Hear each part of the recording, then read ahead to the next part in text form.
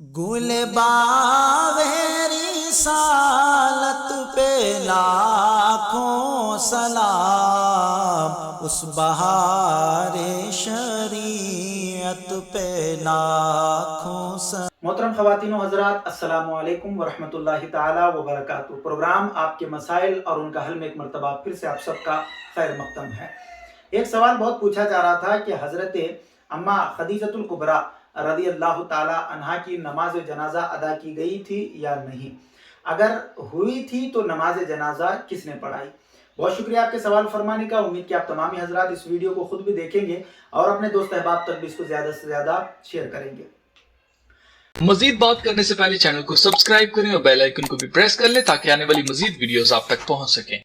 معزز و مکرم سامعین کرام، سیرت کی جس کتاب کا بھی ہم مطالعہ کرتے ہیں، تاریخ اسلام کی جس کتاب کا بھی ہم مطالعہ کرتے ہیں، تو وہاں پر یہی بات ہمیں دیکھنے کو اور پڑھنے کو ملتی ہے کہ حضرت ام المؤمنین سیدتنا خدیجۃ الکبریٰ رضی اللہ تعالی عنہا کی نماز جنازہ نہیں ہوئی، اس لیے کہ جس وقت آپ کا وصال مبارک ہوا اس وقت نماز جنازہ کے احکام ہی نازل نہیں ہوئے تھے۔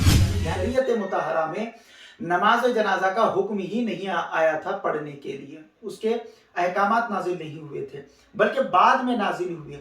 البتہ انہیں قبر انور میں نبی کریم محمد مصطفیٰ صلی اللہ تعالی وسلم نے بنفس نفیس خود اپنے مقدس ہاتھوں سے قبر انور میں سرکار اترے، پھر اپنے مقدس ہاتھوں سے حضرت اماں خدیجۃ الکبریٰ رضی اللہ تعالی عنہا کو لحد مبارک میں جو ہے اتارا، یعنی قبر انور میں جو ہے نا سرکار دو عالم صلی اللہ تعالی وسلم نے آپ کو لیٹایا۔